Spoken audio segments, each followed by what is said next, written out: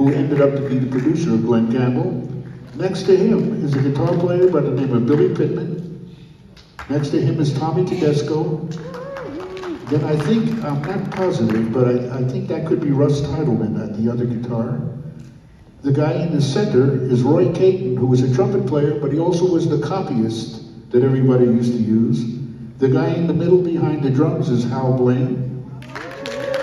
Behind Hal Blaine is Steve Douglas, great saxophone player, and next to him is another great sax, Jay Migliori. And on the right-hand side, in the sunglasses, is Ray Polman, marvelous bass player and an incredible guitar player. And this is the basic of the record crew. And we were the guys that did help me around. What can I tell you? Pretty amazing that it lasted that long through the 60s, one song after another. 1 week, I did 26 different recording sessions.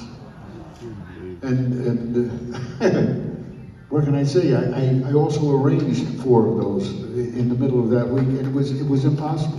Unbelievable to do, but we did it, and that's the way it works. We were so lucky to work with the greatest arrangers, the greatest artists, and the greatest songwriters. The music was a pleasure to play. A lot of the guys didn't care for the rock and roll part of it a lot of times, but I loved it.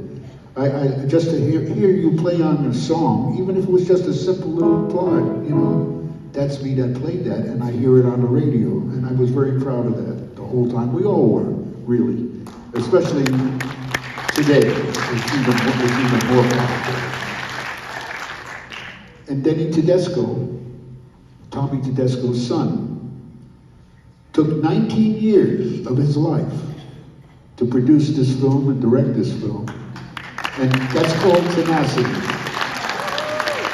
And all the people that worked with them, some of them are here today, they spent so much time, and they knew that eventually this was going to be a wonderful project.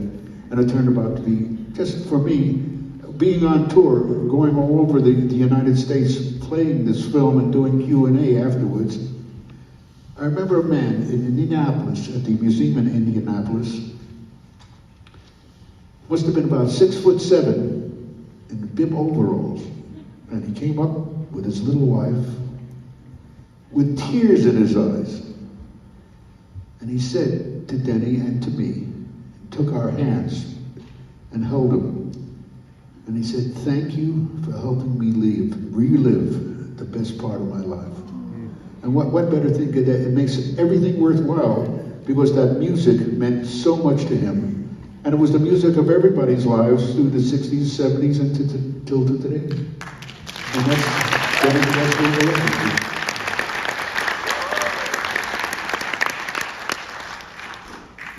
Gary, please come with Marty. These are our Beach Boys.